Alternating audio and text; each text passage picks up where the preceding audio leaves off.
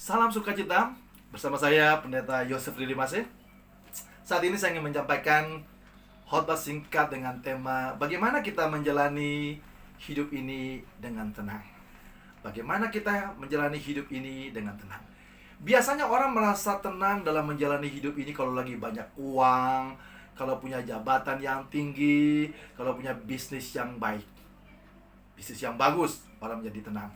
Tapi saat ini saya ingin menyampaikan ada 7 hal penting saja. Tentu saja ada banyak hal, tapi saya ingin utip 7 hal penting yang kita bisa lakukan kalau kita mau hidup kita tenang dalam menjalani hidup ini. Yang pertama, Tuhan ingatkan kita dalam Mazmur 62 ayat yang kedua. Hanya dekat Allah saja kita tenang. Apa harus kita lakukan supaya kita tenang dalam hidup ini? Jadikan doa dan merenungkan firman Tuhan itu menjadi kesukaan dalam hidup kita. Kalau kita dekat dengan Tuhan dan menjadikan doa dan firman Tuhan menjadi kesukaan dalam hidup kita, yakinlah kita pasti akan tenang.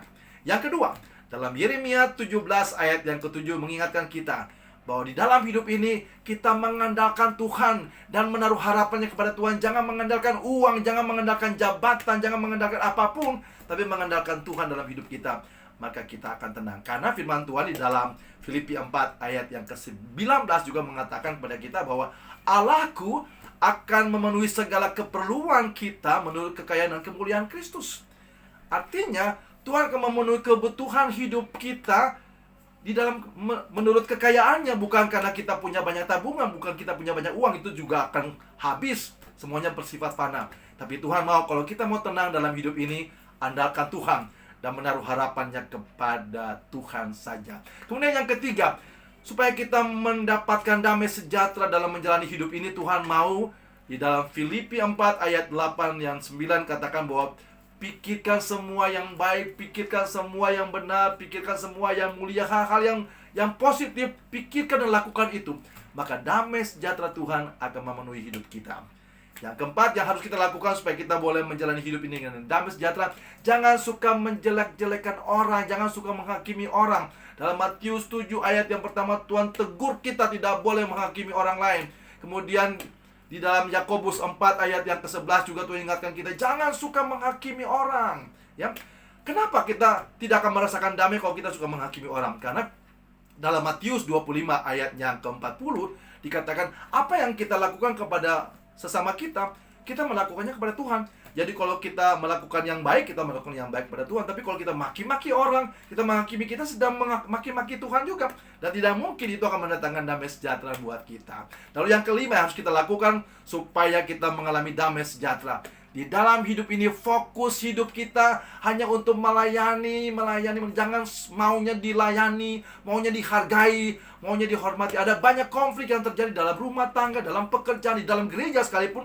Kenapa terjadi konflik? Karena ada saja orang-orang yang maunya dilayani, maunya dihormati, maunya dihargai. Bapak Ibu Saudara, kalau kita mau menjalani hidup ini dengan tenang dalam rumah tangga kita, pekerjaan kita, dalam gereja, maka semua orang harus fokus melayani. Kalau semua saling melayani, maka ada damai sejahtera dalam kehidupan kita. Lalu kemudian, fokus hidup kita juga dalam kehidupan kita. Yang keenam, kalau kita mau memiliki damai sejahtera, jangan dalam hidup ini jangan maunya menerima saja.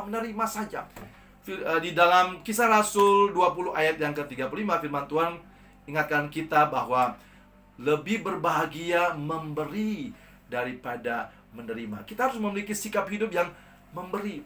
Saudara, jangan takut dalam menghadapi hidup ini untuk apa yang Tuhan akan berikan kepada kita. Ya, Tuhan katakan, carilah dulu kerajaan Allah dan kebenarannya, maka semua itu akan ditambahkan. Tuhan mau kita memiliki fokus hidup ini untuk suka menolong orang, suka memberi. Kalau saudara melakukan itu, kebahagiaan yang saudara terima lebih daripada saudara menerima berkat dari Tuhan. Karena firman Tuhan ingatkan kita, terlebih berbahagia memberi daripada menerima. Oke, baik. Bapak Ibu Saudara kasih dalam Tuhan, selain kita dekat dengan Tuhan, menjadikan firman Tuhan menjadi kesukaan, selain kita mengandalkan Tuhan, kita juga memikirkan melakukan hal-hal yang baik dalam kehidupan kita. Lalu kita juga tidak suka menjelekkan orang, tidak suka menghakimi orang. Kemudian kita juga fokus untuk melayani. Melayani bukan sukanya dilayani, dan kita juga senangnya menolong, memberi. Tetapi yang penting juga adalah kita harus rajin. Tuhan marah pada orang-orang yang malas. Kalau kita baca dalam Amsal 6 ayat 9, 10. Tidur sebentar lagi nanti jadi miskin. Sebab itu kita harus rajin. Di dalam Roma 12 ayat yang ke-11 firman Tuhan katakan, ya, biarlah rohmu menyala-nyala dan layanilah Tuhan, ya. Di dalam hidup kita harus rajin. Bahkan di dalam surat Paulus kepada jemaat di Tesalonika, dalam di 2 Tesalonika 3 ayat yang ke-10, Rasul Paulus melarang yang tidak bekerja jangan makan. Nah, jadi Bapak Ibu Saudara, kita melayani, tetapi kita juga harus rajin, harus bekerja dengan sungguh-sungguh, harus melayani dengan sungguh-sungguh. Maka Tuhan akan melimpahkan kita dengan damai sejahtera. Jadi ingat, kalau kita mau menjalani hidup ini dengan damai sejahtera, ingat, kita harus dekat dengan Tuhan. Jadikan doa dan firman Tuhan menjadi kesukaan dalam hidup kita. Yang kedua, kita harus mengandalkan Tuhan dan menaruh harapannya kepada Tuhan, jangan kepada uang, jangan kepada jabatan, jangan kepada apapun itu, ya. Kemudian yang ketiga, kalau kita mau juga hidup damai, pikirkan dan lakukan saja hal-hal yang baik. Jangan suka berpikir yang negatif, ya.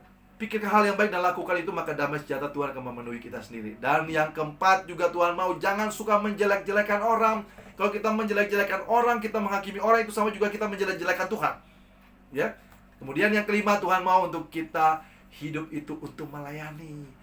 Jangan maunya dihormati, jangan mau dihargai. Itu bikin ribut nanti dalam persekutuan, dalam gereja. Kalau ada orang, baik itu kepala rumah tangga pun, kita harus saling melayani. Melayani istri melayani suami, orang tua melayani anak-anak melayani orang tua, maka damai sejahtera. Demikian juga di dalam gereja. Kalau kita saling melayani satu dengan yang lain, maka semua akan damai sejahtera. Lalu kemudian Tuhan mau juga supaya kita suka menolong, suka memberi. Dalam hidup ini jangan suka minta-minta terus. Tuhan tahu, Tuhan sudah memberikan lebih dari sekedar harta, berkat jasmani. Tuhan mempersembahkan tubuh, roh, dan jiwanya, hidupnya. Tuhan persembahkan di kayu salib untuk apa? Untuk menanggung hukuman dosa kita. Kurang apa lagi kasih Tuhan buat kita?